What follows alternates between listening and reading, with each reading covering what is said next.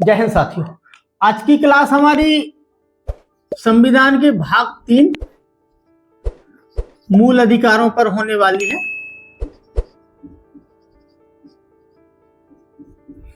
देखिएगा, कोई छात्र ने एक मैसेज किया था कि सर प्रीवियस ईयर के क्वेश्चन को जरूर हल करवाते चलना। तो मैं एक बात समझा दूं कि हम लोग अब छोटी परीक्षा की तैयारी नहीं कर रहे हैं, और यदि मैं आप लोगों को उन प्रश्नों में उलझा कर रखूंगा तो आप वो भाग 3 का या संविधान का महत्व नहीं समझ पाएंगे। मान लो किसी अन्य क्षेत्र से उन्होंने एक हल्का सा ट्रिकी सवाल पूछ लिया तो फिर आप लोग उसमें उत्तर नहीं दे पाएंगे। जैसे कई प्रश्नों में प्रीवियस ईयर में पूछा गया कि मूल अधिकार किस भाग में है, तो अभी भाग 3 है। ये अब मैं इतनी अच्छी तरह से विस्तृत तरीके से आपको समझाऊंगा कि आप किसी भी तरीके से, वो कहीं से भी आपसे प्रश्न पूछ लें, भाग 3 से आपसे हर प्रश्नों का उत्तर बन जाएगा, ये मेरी गारंटी है। बस केवल आप छोटे बच्चों जैसे आपको यदि व्यवहार करेंगे तो फिर मैं उन तरीके से या वो लेवल से आपको नहीं समझा पाऊंगा जो आरटीजीएसईओ के लिए अभी महत्वपूर्ण रहता है। तो ऐसा मत करना कि मैं अपना समय खराब करूं आपके प्रीवियस प्रश्नों में कि ये प्रश्न आया था, इसका ये उत्तर है। और जो है वो मुझे लगता है कि सभी हमारे साथियों के पास उपलब्ध है प्रीवियस ईयर की, और ये भी गारंटी नहीं है कि सच में वही है, क्योंकि वहां पे ऑनलाइन पेपर हुआ है। किसने क्या अपने अंदाजा से लिख दिया है, या किसी को ध्यान है नहीं, या किसी ने गलत लिख दिया है, तो ये हम लोगों पर कम विश्वास करेंगे। क्योंकि जब तक हमको लिखित में कोई पेपर ऑफलाइन में नहीं मिलता है, जब तक हम लोगों को, अब जैसे मैं देने जा रहा हूँ, ऑनलाइन देता हूँ पेपर, अब ऑनलाइन में मैं क्या अपनी तरफ से मैं कुछ जोड़ के हवाई बातें लिख के चलाऊंगा, तो आप लोगों को तो विश्वास करना पड़ेगा कि आखिर ये कौन आया था। लेकिन ये जरूर हमको ध्यान देना है कि आखिर इस क्षेत्र से प्रश्न पूछे जाते हैं। ये नहीं ध्यान देना है कि कौन सा प्रश्न पूछा गया। यदि इसमें हम फंस गए तो हमारा क्षेत्र सीमित हो जाएगा। हम लोगों को तैयारी देखो करनी एक बार है, एक क्लास की। तो देखो, मैं बार बार तो ये अपनी वीडियो व्यूज के लिए लेके नहीं आऊंगा क्लास, एक बार करूंगा, और वो भी इतने व्यापक तरीके से हर एक बात समझा दूंगा आप लोगों को कि कोई भी प्रश्न कहीं से भी बना लिया जाए, आप लोगों से आप उत्तर देने की स्थिति में होंगे, ये मेरी गारंटी है। बस विश्वास करना है। अब बाकी मुझे व्यूज के चक्कर में है तो फिर मेरे पास है 22, 23, 24, 20, 21 की, अरे अपने आपसे बना सकते हैं। जैसे मैं बैठ जाऊं, अब मैं हर क्षेत्र से एक दो प्रश्न निकाल दूं और उसको डाल दूं कि 2019 के आरटीजीएसईओ का लिखित परीक्षा। तो ये नहीं, इस पर नहीं जाना हम लोगों को। ये मुझे लगा कि भाग 3 महत्वपूर्ण है संविधान का, ये इससे जरूर प्रश्न बनते हैं, तो ये फिर मैं आप लोगों को बता रहा हूँ, ये ध्यान रखें। मूल अधिकारों का आखिर मतलब क्या होता है, पहले तो हम लोग इसी में ये समझ लेंगे कि संविधान का क्या मतलब होता है। ठीक है, संविधान का आप लोग एक एक समझ लेंगे। सर्वोच्च, शासन से हो गया सर्वोच्च, और विधान से हो गया नियम या कानून। तो वो सर्वोच्च विधान जो किसी देश, संगठन को दिशा निर्देशित करते हैं, सरकार की शक्तियां और उनके नागरिकों के अधिकारों को संरक्षित करते हैं, उसको बोलते हैं हम संविधान। अब इसकी परिभाषा, आप किसी संगठन या किसी देश का वो सर्वोच्च कानून, वो सर्वोच्च लिखित कानून जो वहां के मूल सिद्धांतों और नियमों पर आधारित सरकार की शक्तियां और नागरिकों के अधिकारों की रक्षा करता हो या व्याख्या करता हो, ये होता है हमारा संविधान। अब हम मूल अधिकार का मतलब होता है ऐसे अधिकार जिसमें नागरिकों की अधिकारों की,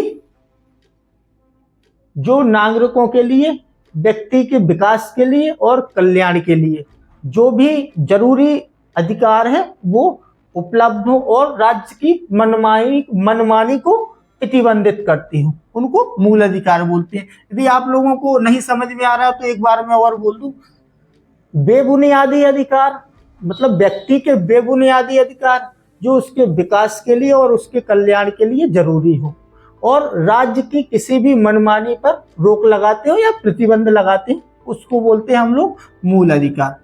अब इनकी शुरुआत अब मैं बता दूं कहां से, एक एक बात आपको लिखना है, और मेरी बात एक बार बस समझ लेना, ये बातें आपको जिंदगी भर याद रहेगी।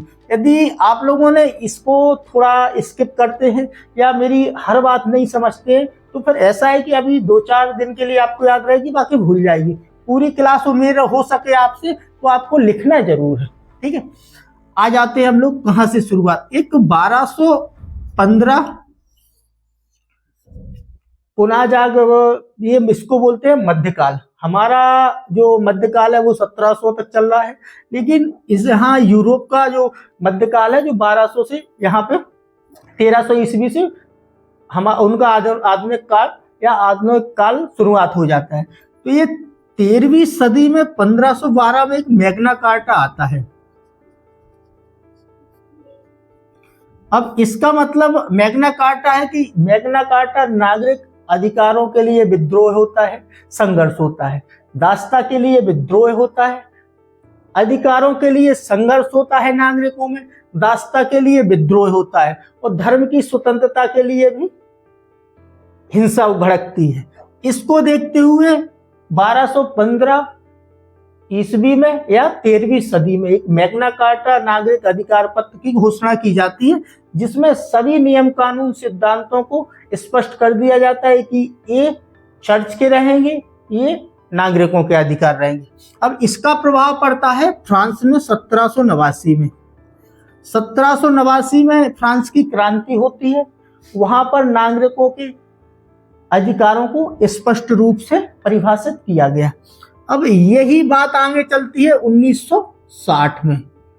यहाँ एक घटना घटित होती है अमेरिका में। अमेरिका में एक घटना घटित होती है रंग भेद, नस्ल भेद के खिलाफ, जहां कई अफ्रीकी नागरिकों के ऊपर हमला किया जाता है, उन हिंसा होती है, उनकी मृत्यु होती है। तो इसके खिलाफ आंदोलन चलता है। तो यहाँ पे स्पष्ट रूप से अधिकारों की घोषणा की जाती है। मूल अधिकार जो हमारे प्रेरित हैं वो अमेरिका से ही है, ये याद रखना। यदि आपसे धोखे से पूछ लिया जाए कि मूल अधिकार किस देश से लिए गए हैं या किस देश से प्रेरित है, तो वो अमेरिका से है। ये हमारा बन गया पहला प्रश्न। मूल अधिकार किस भाग में है, ये हमारा हो गया दूसरा प्रश्न, ठीक है। भाग 3 में अब आते हैं हम लोग आगे।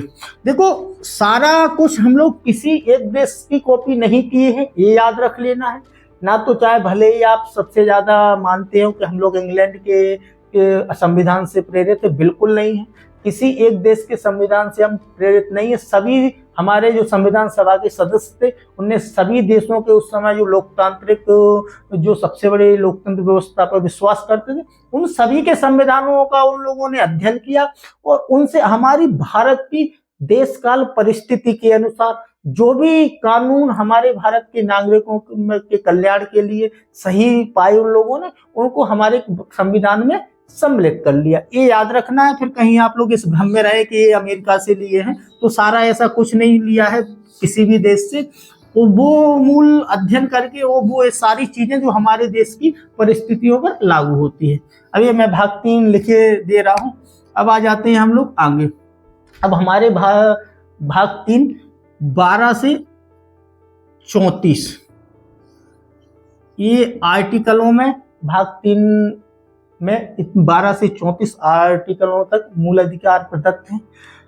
12 आर्टिकल आपका बोलता है कि राज्य की परिभाषा, कि राज्य क्या होगा। तो हम लोगों को ये समझने की जरूरत नहीं है, ठीक है। 13 आर्टिकल बोलता है कि विधि की परिभाषा। राज्य वो ऐसा कानून, ऐसी विधि नहीं बनाएगा जो मूल अधिकारों को सीमित करे या उनका उल्लंघन करे। यदि ऐसी कोई विधि बनाता है तो वो आर्टिकल 13 के अकॉर्डिंग खत्म माना जाएगा, ठीक है। ये याद रखना। अब आ जाते हैं हम लोग, हमारे संविधान में 7 प्रकार के मूल अधिकार थे, जिसमें एक संपत्ति का अधिकार निरस्त कर दिया गया था। अब हमारे वर्तमान में 6 मूल अधिकार हैं। एक एक को हम लोग समझते हैं और बड़ी धैर्य पूर्वक आपको समझना है और ज्यादा आपको टेंशन लेना नहीं है। मैं ज्यादा क्लास नहीं बढ़ाऊंगा, लेकिन एक बार की क्लास आपको लाइफ टाइम याद रहेगी। मेरी ऐसी क्लास आप किसी भी यूट्यूब प्लेटफॉर्म पर देख लेना या किसी भी आप इंटरनेट साइट पर देख लेना, कोई ऐसी क्लास आपको कहीं भी नहीं मिलेगी आरटीजीएससीओ से संबंधित नहीं। मैं तो बोलता हूँ कि किसी भी परीक्षा से संबंधित, यदि कोई भी परीक्षा की भी आप तैयारी करते हैं तो कहीं पर भी ढूंढ लेना, ऐसी कोई क्लास नहीं मिलेगी आपको। आर्टिकल 14 से 18 तक। ठीक, ये हमारा समानता का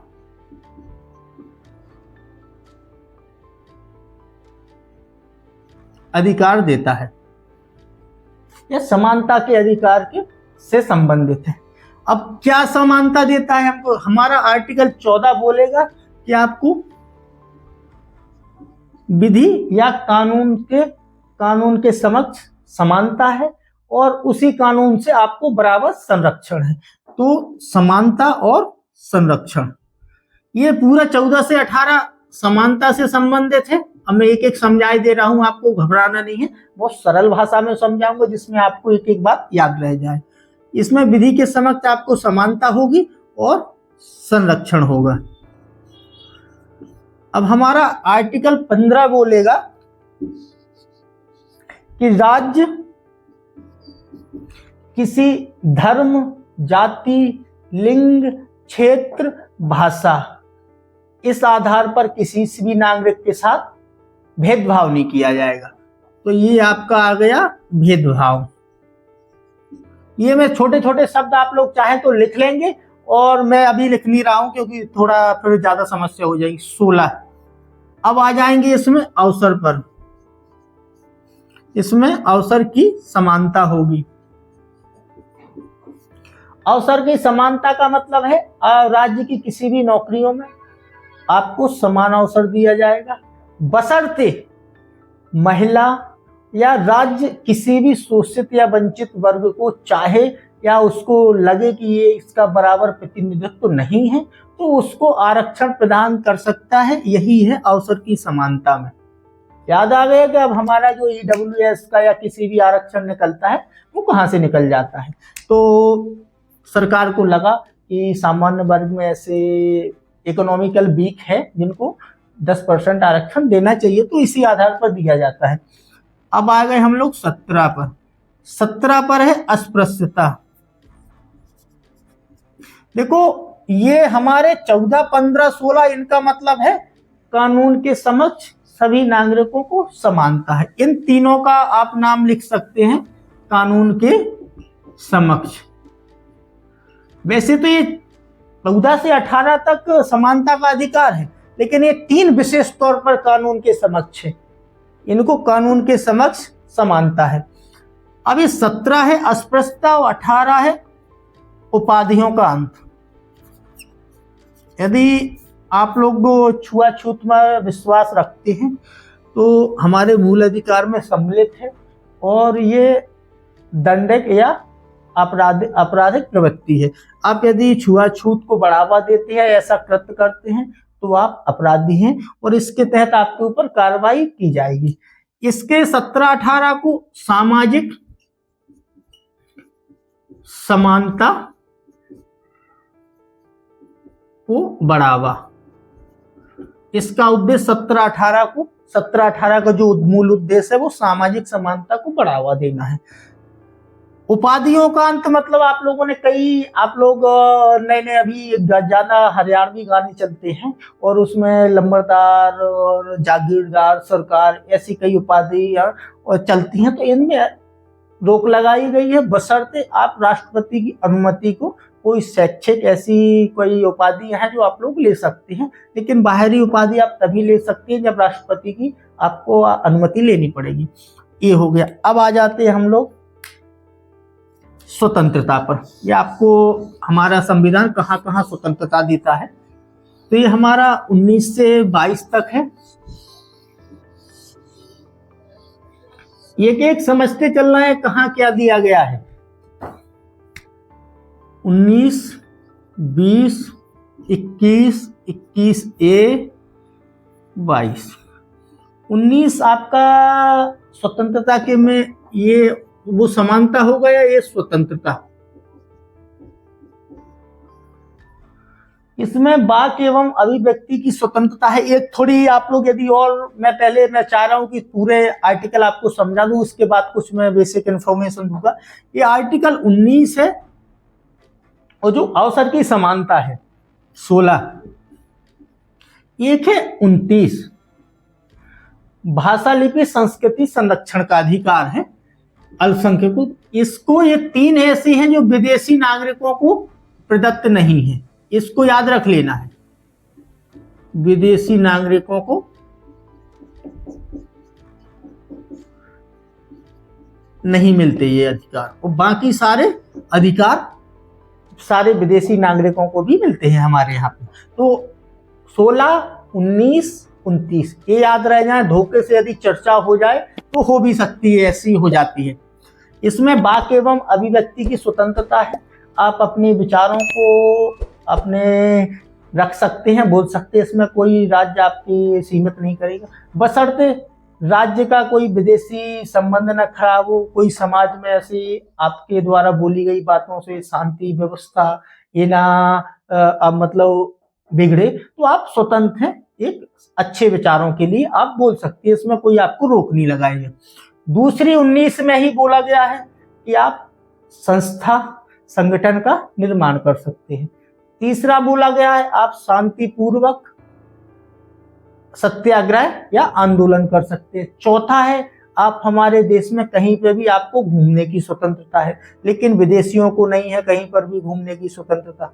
आप कहीं पर भी व्यवसाय करने की स्वतंत्रता है, आपको कहीं पर भी निवास करने की स्वतंत्रता है। तो ये हमारे देश के नागरिकों को ही है। तो हमारा वाक एवं अभिव्यक्ति। अब मैं आपको छोटे छोटे इसलिए नहीं समझना जरूरी है क्योंकि इसमें एक होता है आर्टिकल, तो ये हो गया मतलब 20 आर्टिकल। अब इसमें होता है क्लॉज, जैसे 20A हो गया क्लॉज। अब इसमें एक और हो जाता है, वो हो जाता है सब क्लॉज। तो इन छोटी छोटी चीजों को आपको नहीं है जरूरी जानना, लेकिन मैं इसीलिए इसका कितना बड़ा विस्तार है मैं सारी चीजें बोल के समझा दिया। तो आप समझ लेना कि आप किसी भी देश में कहीं पर भी अपने भारत देश में कहीं भी निवास कर सकते हैं, उसमें आपको कोई रोक नहीं है। आ जाते हैं हम लोग 20 पर। 20 में है दोष सिद्धि। दोष सिद्धि से संरक्षण, इसका मतलब होता है आर्टिकल 20 का, ये बहुत महत्वपूर्ण है। 20 और 22 इसमें यदि आपसे कोई घटना घटित हो जाती है, यदि आपसे कोई कृत्य होता है और वर्तमान में उस कृत्य के लिए यदि कानून नहीं है तो संविधान या कोई कोर्ट आपको सजा नहीं दे सकता है। अब मैं आपका इसका उदाहरण बोल दूं, जैसे सोशल मीडिया। एक सेकंड, गलत नहीं करा होगा। सोशल मीडिया, ठीक है, यही कानून की कमी हमारी है जो हम लोग हर किसी नागरिक पर ऐसा एक्शन नहीं ले पाते हैं। अब दूसरा इसी में है हम लोग, आपको किसी एक कृत्य के लिए 2 बार सजा नहीं दी जा सकती है। जैसे मैंने एक कृत्य किया और उसके लिए मुझे कानून ने सजा दे दी है, अब बाद में पता चला कि वो कृत्य इतना भयानक हो गया है आगे चल के 5 साल बाद कि उसमें सरकार ने फांसी की सजा कर दी है। तो अब ऐसा नहीं है कि अब फिर मैंने वो अपराध किया था तो उसके लिए मुझे फांसी की भी सजा दी जाए। अब उस समय जो 10 साल की सजा थी वो मैंने अपना मतलब मेरे को मिल चुकी है और मैं उसको काट रहा हूँ, अब 5 मेरे निकल चुके हैं। अब इसका ये मतलब नहीं होगा कि अब वो फांसी की भी आपको दे दिए जाएंगे। तो उस समय जो भी कानून के समक्ष उस समय आपके लिए दंड का प्रावधान हुआ वही आपको दिया जाएगा, इसके अलावा नहीं। तो ये दूसरी बात। तीसरी है कि आपको स्वयं के खिलाफ गवाही देने के लिए मजबूर नहीं किया जाएगा। जैसे आप लोग कोई आपसे अपराध हो जाता है, अब ऐसा नहीं है कि आपने कई जगह भी सुना हुआ कि पुलिस 3rd डिग्री देती है और पुलिस पूछताछ के लिए कानूनी संरक्षा भी लेती है अपराधियों की, लेकिन उनको कभी भी आप लोगों ने ये नहीं दिया। जज के सामने जैसे ही कोर्ट में पेश किया जाता है तो कोर्ट में जो भी अपराधी है उसको स्वयं के विरुद्ध गवाही के लिए आपको मजबूर नहीं किया जाएगा। ये बात है, यदि आप गवाही देते हैं तो कानून जो पुलिस वाले होते हैं वो ये करते हैं कि आपसे पूछताछ, वो साक्ष्य इकट्ठे करते हैं कि आपने किस चीज से मर्डर किया। जब वहां साबित कोर्ट के सामने कर पाते हैं कि यही अपराधी है और इसी ने ही अपराध किया है। बाकी ऐसा नहीं है कि हमने आपको 2 तमाचे लगाया डंडे के भय से या रात में 3rd डिग्री दिया और दूसरे दिन कोर्ट में पेश कर दिया और मैंने कबूल कर लिया इनकी मार के डर से, तो वो नहीं माना जाएगा कि आप अपराधी हैं। ठीक है, तो ये चीजें हमारी 20 में। अब 21 में जो हमारा दिया गया है वो है गरिमापूर्ण जीवन का अधिकार।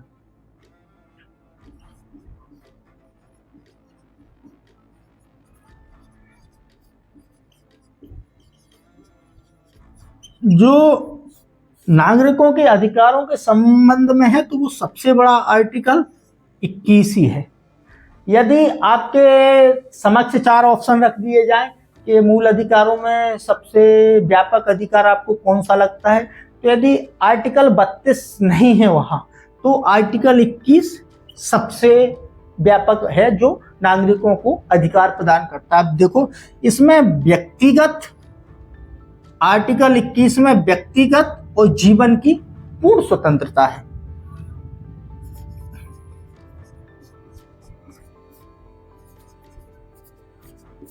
अब वो इसको मैं उदाहरण से समझाई दे रहा हूं। व्यक्तिगत स्वतंत्रता मेरी जैसे राइट टू प्राइवेसी है, कोई चीज मैं प्राइवेसी में रखना चाह रहा हूं, अब मैं ऐसी भी प्राइवेसी नहीं कर सकता हूं कि जो हमारे देश के लिए खतरा पैदा करे, तो उसमें आपके अधिकार सीमित हैं। जीवन का अधिकार का मतलब यह है कि अब ऐसा नहीं मेरी शादी हो गई किसी महिला से और मैं उस महिला पर अत्याचार कर रहा हूं कि ये तो मेरी अब पत्नी है, मैं तो इसके साथ कैसे भी व्यवहार कर सकता हूं, तो उसको जीवन की स्वतंत्रता है कि आप बिना किसी प्रेशर डाले किसी भी व्यक्ति को ऐसा अत्याचार नहीं कर सकते। तो इसका हो गया ये मतलब बहुत बृहद है, मतलब आपसे छोटी छोटी चीजों का भी अधिकार आर्टिकल 21 आपको प्रदान करता है। जैसे अभी यदि आप सो रहे हैं, रात का समय है 12 बजे का, तो आपको पुलिस नहीं उठाएगी, क्योंकि राइट टू स्लीप, आपको नींद लेने का पूर्ण अधिकार है, आपको स्वास्थ्य सेवाएं लेने का मूल अधिकार है, मतलब आपको अपने आप से स्वस्थ रखने का। तो ये सारी चीजें अधिकार हैं। यदि आपको नहीं ऐसा किया जाता है या आपको परेशान किया जाता है तो आप लोग कोर्ट जा सकते हैं। वो मैं बता दूंगा कि आम नागरिक क्यों हमारे देश के परेशान है और क्यों ऐसा नहीं उनके साथ हो सके। तो अब आ जाते हैं हम लोग 22 पर। ये हमारा दोष सिद्धि का हो गया, ये हमारा गिरफ्तारी, मनमानी गिरफ्तारी से संरक्षण, आर्टिकल 22। आर्टिकल 22 होता है मनमानी गिरफ्तारी से संरक्षण। अब वो ऐसा नहीं होगा कि आप रास्ते में चले जा रहे हैं और आपको उठा लिया जाए पुलिस वालों ने, वो लोग बोले तो हाँ ये तो हमारा पुलिस का पावर है, हम तो उठा सकते हैं, या आपसे कोई ऐसे धोखे में कोई गलती होती है, उनको अहम या उनका अहंकार जाग जाता है, वो आपको मारते पीटते हैं, ले जाते हैं। तो ऐसा नहीं कुछ होगा। यदि ऐसा वो कोई करते हैं तो आपके पास क्या अधिकार है, आप बेहतर से बेहतर वकील से सलाह परामर्श करने के लिए आज़ादी है आपको। दूसरा, आपको 24 घंटे में पास के मजिस्ट्रेट के पास पेश किया जाएगा, यदि 24 घंटे के अंदर बशर्ते छुट्टियां ना पड़ती हूँ। मैं इससे लूप होल का पुलिस वाले कैसे फायदा उठाते हैं ये मैं बताता हूँ, और कहाँ से भ्रष्टाचार शुरू होता है ये भी यही समझ लेना, क्योंकि यहाँ की स्थितियां इंटरव्यू में जरूर बनाते हैं, वो इन्हीं मूल अधिकारों से निकलती है। क्या है कि लड़के डरते हैं और केवल सवालों के लिए समझते हैं क्लास को, उसका मूल कारण या मूल रूप समझना ही नहीं चाहते, यही तो समस्याएं होती हैं। यहाँ पे आपको उठा लिया जाता है। जैसे पुलिस हमेशा यदि आपसे कोई गलती हो गई या कोई अपराध होता है तो आपको शनिवार को उठाएगी, कि शनिवार को सुबह उठाएगी, 24 घंटा का उनका टाइम है। शनिवार को आपको कोर्ट के सामने पेश नहीं किया जाएगा, आपको थाने में रहकर प्रताड़ना, जैसे ही आपके घर वाले थाने पहुंचते हैं तो उनके सामने और गाली गलौज की जाएगी, पता चलेगा डंडा और पट्टा भी आपको मार दिया जाए। ये होता है आपको आपसे ज्यादा से ज्यादा पैसे वसूलने का तरीका। तो ऐसे ही पुलिस वाले कई कृत्य करते हैं। मैं सारों को नहीं बोलूंगा, मैंने बोला था मैं किसी भी शब्द को बोलूं तो सभी लोगों को मत ले जाना कि सभी पुलिस वाले ऐसे करते हैं, लेकिन अधिकतर यही करते हैं, यही उनका, क्योंकि मैं एक सामाजिक संस्था या सामाजिक कार्यों से जुड़ा हुआ हूं, तो ये मैं सारी रिसर्चें करता रहता हूं कि कहाँ क्या चुनौतियां हैं हमारे भारत देश में, तो इसी का फायदा उठाते हैं वो लोग। अब आप लोग 24 घंटे के सामने मजिस्ट्रेट के सामने पेश कर दिया जाएगा। यदि आपको गिरफ्तार किया जाता है तो आपके सामने कारण भी बताया जाएगा कि आपको इस वजह से गिरफ्तार किया जा रहा है, वो सूचना आपके घर वालों को भी दी जाएगी। आजकल क्या होता है, आपसे पैसे वसूलने मेरे एक घटना हुई थी अभी पास में। तो वहाँ एक अपराधी बैठा था और 5-7 लोग ऐसे चाय पी रहे थे, चाय की दुकान थी। अब देखना कैसे भ्रष्टाचार उपजता है। पुलिस आती है, उस अपराधी को, मुझे लगता है वो शायद बेल पर था, उसने कुछ अपराध किया होगा तो उस पर बेल पर बाहर था, लेकिन वो कोई अवैध हथियार साथ लिए था। तो वहां पे उसको तो ले गई पुलिस सूचना के, मुखबिर की सूचना के आधार पर, लेकिन वो 5-7 लोग पब्लिक प्लेस पर जो चाय पी रहे थे उनको भी ले गई। अब वहां पर जब उनको वहां छोड़ा गया उनको, तो 5-5, 10-10 हजार रुपए वसूले गए, वो जो चाय पी रहे थे 5-5 रुपए की।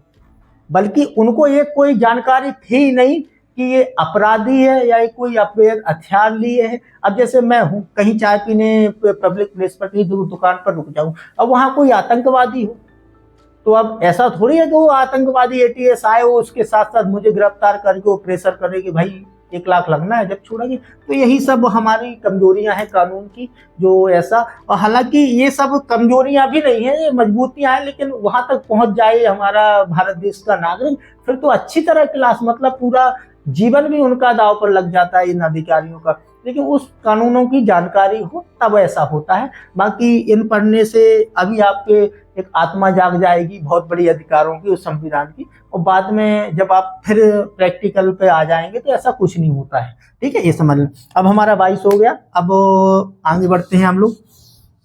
23-24 शोषण के विरुद्ध,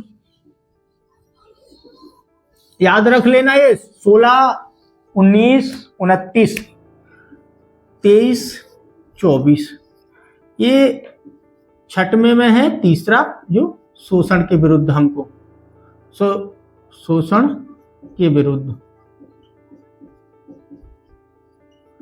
अब इसमें मानव व्यापार नहीं होगा और बलात् श्रम नहीं होगा, इसमें संरक्षण है। मानव व्यापार की किसी भी आप बच्चे, महिलाओं का या पुरुषों का व्यापार नहीं कर सकते हैं। श्रम का आप किसी से भी जबरदस्ती, चाहे वो सरकारी तौर पर हो चाहे वो निजी तौर पर हो, बिना वेतन के ऐसा कोई कार्य डरा धमका कर नहीं कर सकते। इसका मतलब होता है इससे संरक्षण। 14 वर्ष के कम उम्र के बच्चों को कारखानों में और दुकानों में, कारखानों और दुकानों में काम करवाने के लिए प्रतिबंध है। हालांकि आप घर में 14 वर्ष से कम बच्चों के लिए आपके किसी भी छोटे मोटे काम में सहायता ले सकते हैं। यही तो हमारे यहाँ की सबसे बड़ी कमजोरी है, कानून स्पष्ट है ही नहीं है। अब जैसे कि है, मैं कई जगह जाता हूँ, मुझे 14 वर्ष के नीचे बच्चे काम, तो मैं दुकानदारों से बात करता हूँ तो वो सीधे बात करते हैं, अरे पंडित जी आप क्यों पड़े हो चक्कर में, पैसा दो पुलिस वालों को, कोई कुछ नहीं करने वाला। स्वयं आप एसडीएम से भी, इनसे भी बात कर लो तो कहीं कुछ नहीं होगा। अब ऐसे में हतोत्साहित हो जाता हूँ और फिर मुझे ऐसे कई काम लगते हैं, मैं सूचनाएं तो शिकायतें तो करता हूँ, बाद में उनका सब कुछ होता ही नहीं है। तो अब मैंने भी शिकायतें करना छोड़ दिया। एक मैं प्रोजेक्ट बनाए हुआ हूँ, एक जो भ्रष्टाचार पर है। यदि मैं जाऊँगा सीएम से मिलने लगभग लास्ट मई तक, यदि मेरा प्रोजेक्ट सफल होता है तो फिर देखना 6 महीने में रोक लग जाएगी भ्रष्टाचार पर। इतना बेहतरीन मैं गोल्डन प्लान बनाया हूं, लेकिन वो बाद में हम लोग जब लागू हो जाएगा उस पर जब चर्चाएं करेंगे। अब आ जाते हैं हम लोग धार्मिक स्वतंत्रता पर। ये हमारा चौथा है, चौथा जो मूल अधिकार है वो धार्मिक स्वतंत्रता का।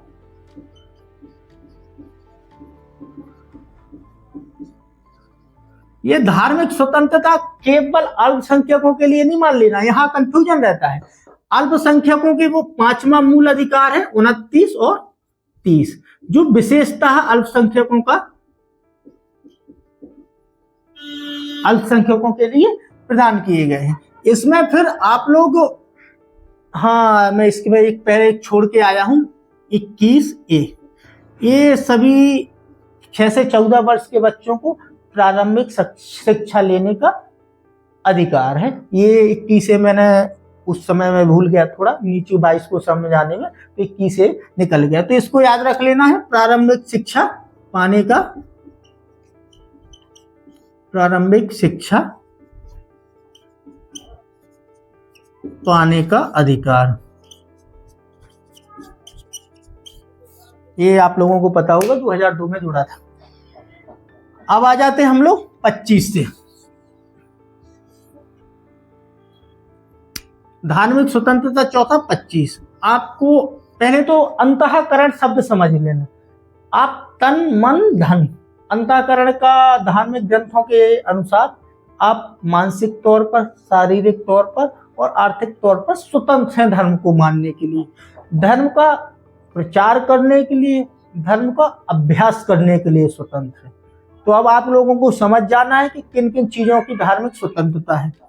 अब आते हैं हम लोग 26 को। 26 में कहा गया है कि आप अपने संस्थानों का नियमन करने के लिए स्वतंत्र हैं। आर्टिकल जैसे कोई आपने संस्था बनाई है, आपका कोई निर्माण हुआ है, मंदिर मस्जिद या जिस गुरुद्वारा जिसका भी, और आपके उसको नियमन करने के लिए कोई नियम कानून बना सकते हैं। इसका मतलब होता है प्रबंधन का अधिकार है, आपको स्वतंत्र है। अब कोई एक धर्म नहीं समझ लेना है इसको, सभी धर्मों के लिए है।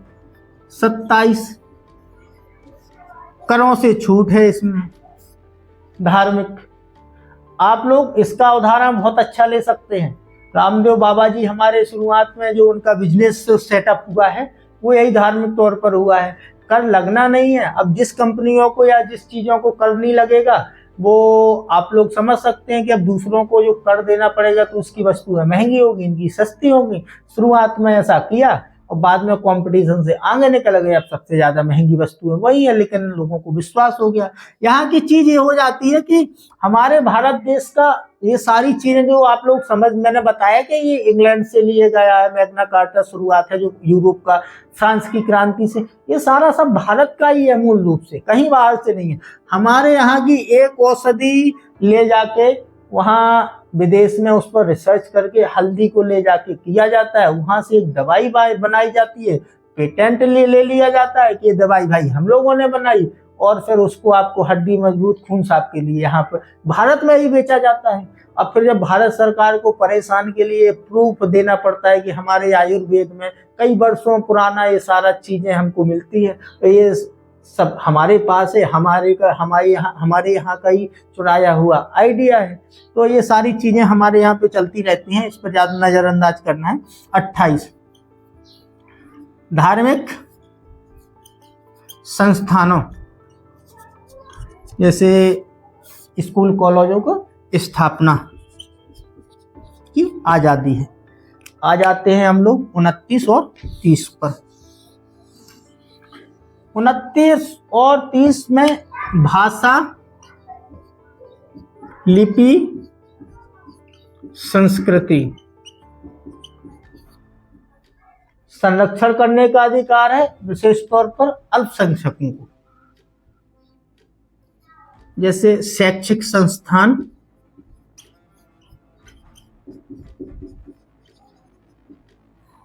भाषा के आधार पर स्थापित करने का, उसका प्रबंधन करने का भी अधिकार है, ये आर्टिकल 30। अब आ जाता है हमारा 6वां और वो है विशेष। 6वां अधिकार हमारे मूल अधिकारों का विशेष मूल अधिकार है, और जब भी यदि से आपका ऑप्शन मांगा जाएगा, देखो आर्टिकल 31 समाप्त कर दिया गया था, ठीक है, तो इसमें संपत्ति का अधिकार है, जमींदार जागीरदारी जमींदारी सारी प्रथाएं सब खत्म कर दी गई थी। अब सीधे आते हैं 32। ये हमारा बोलता है संवैधानिक उपचारों का अधिकार।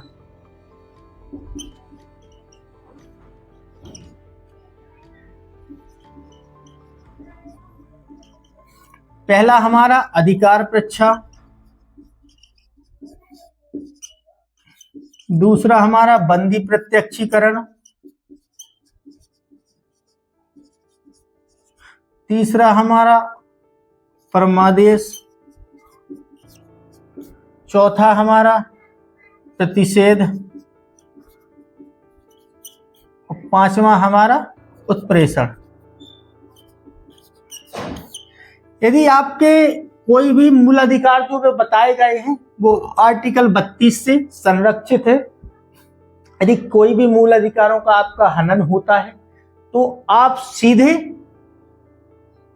सुप्रीम कोर्ट पहुंच सकते हैं। सीधे एक ऑप्शन और है कि आप सुप्रीम कोर्ट ना जाना चाहें तो आप हाई कोर्ट भी पहुंच सकते हैं। तो सबसे ज्यादा हमारे पास का हाई कोर्ट रहता है, सुप्रीम कोर्ट थोड़ा दूर पड़ जाता है। वो जिसको सुप्रीम कोर्ट पास पड़ जाए तो वो सुप्रीम कोर्ट भी सीधे जाके और इसको बोलते हैं रिट दायर करना। रिट जारी करना मतलब प्रादेश, हिंदी अर्थ होता है इसका प्रादेश। आर्टिकल 32 को संविधान की मूल आत्मा डॉक्टर भीमराव अंबेडकर साहब ने कहा है। तो याद, यदि ऐसा कोई शब्द आ जाए कि भाग 3 को या मौलिक अधिकारों को या मूल अधिकारों को या फंडामेंटल राइट को संविधान की आत्मा किसने कहा है, तो डॉक्टर भीमराव अंबेडकर जी ने। ठीक है। संविधान एक उपचारों का अधिकार, आर्टिकल 32 अधिकार प्रच्छा। इसका मतलब है कि आप कोई काम करवा रहे हैं, आप, मैं जैसे बार बार मैं जा रहा हूं आर्मी में, ठीक है, वहां पे कोई ऑफिसर मेरा कार्य नहीं कर रहा है, बल्कि उसकी ड्यूटी, उसका कर्तव्य को, उसको कार्य के लिए वो वहां पे नियुक्त किया गया है, तो मैं सीधे हाई कोर्ट या सुप्रीम कोर्ट पहुंच सकता हूं और बोल दूंगा कि माय लॉर्ड, ये साहब मेरा कार्य नहीं कर रहे हैं। तो वहां तुरंत सुनवाई में आपकी अधिकार प्रच्छा की दायर की जाएगी। वहां से उन अधिकारियों को या उन अधिकारों को जवाब मांग लिया जाएगा। और जब सुप्रीम कोर्ट या हाई कोर्ट से कोई जवाब मांगा जाता है तो आपको पता होगा कि अधिकारियों की हवा टाइट हो जाती है। दूसरा है बंदी प्रत्यक्षीकरण। मान लो आपकी किसी सरकार ने या सरकार से मिली भगत से पुलिस वालों ने आपके किसी नागरिक को या आपके किसी घर वालों को गिरफ्तार कर लिया है, लेकिन 24 घंटे के अंदर पेश नहीं किया है, अब उसको कहीं गुप्त जगह पर प्रताड़ना दे रहे हैं, तो आप सीधे पहुंच जाएंगे हाई कोर्ट, सुप्रीम कोर्ट के, माय लॉर्ड, ये हमारे ऊपर अत्याचार है, जो हमको मूल अधिकार दिए गए हैं उनका ही हनन है। तो सीधा बंदी को सामने, बंदी प्रत्यक्ष का मतलब सामने उपस्थित होने का सुप्रीम कोर्ट या हाई कोर्ट आदेश कर दिया जाए। परमादेश। आप यदि धर्मगुरु हैं, अब आप अपने पद का दुरुपयोग कर रहे हैं, आप उसको अवैध रूप से उससे कमाई कर रहे हैं, तो इसके लिए भी हम लोग पहुंच सकते हैं सीधे हाई कोर्ट या सुप्रीम कोर्ट। और हमारी ये हाई कोर्ट, सुप्रीम कोर्ट सीधा आदेश कर देगा कि सरकार सामने उपस्थित हो और इसका विवरण दे कि ऐसा आप क्यों कर रहे हैं। ठीक है। अब हो गया प्रतिषेध। प्रतिषेध का मतलब होता है कि वो सब जो भी हमारे सुप्रीम कोर्ट, हाई कोर्ट के अंतर्गत आने वाले ट्रिब्यूनल या छोटी छोटी कोर्ट हैं, उनका कार्रवाई चलती है और वो अपने अधिकार, जैसे मैं मान लेता हूं यूपी का हूं और कोई मेरा दोस्त या मेरे कोई परिवार वाला एमपी में जज है, तो मैं वहां पे जाके ऐसा कोई कृत्य करके वो वहां पे दायर कर दूंगा केस, और यूपी वालों की सुनवाई, जो भी हमारे विपक्ष में हमारा प्रतिवादी होगा उसको मैं वहां पे बुलाऊंगा। तो ये वो सीधा पहुंच सकता है कि श्रीमान, मैं यूपी के इस जिला का हूं और ये एमपी में इस जिले में मेरा केस कर दिया जाता है। तो यहाँ पे इसका मतलब, इसमें ये दोनों एक ही हैं, लेकिन प्रतिषेध का मतलब है जब आपकी कार्यवाही चल रही हो।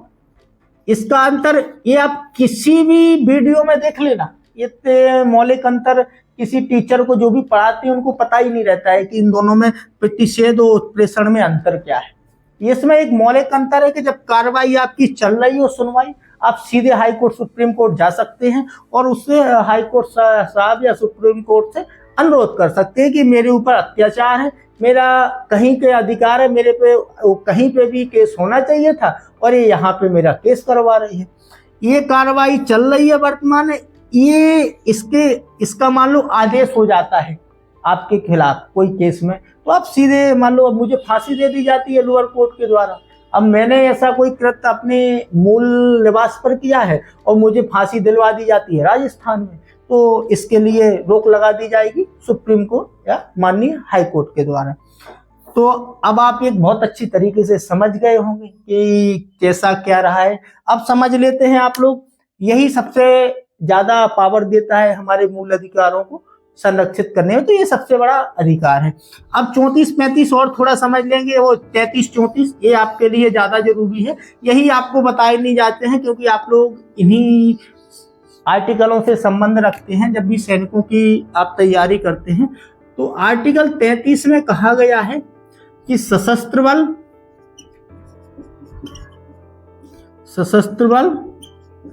अर्धसैनिक बल,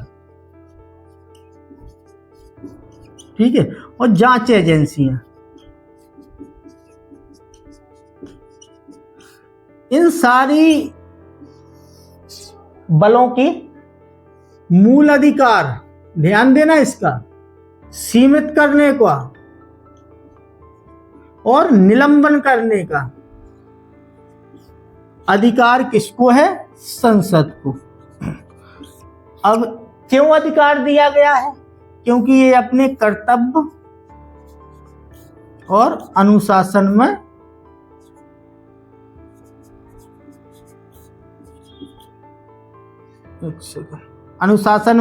बने रहें। आर्टिकल 35 जहां मार्शल लॉ लागू होता है,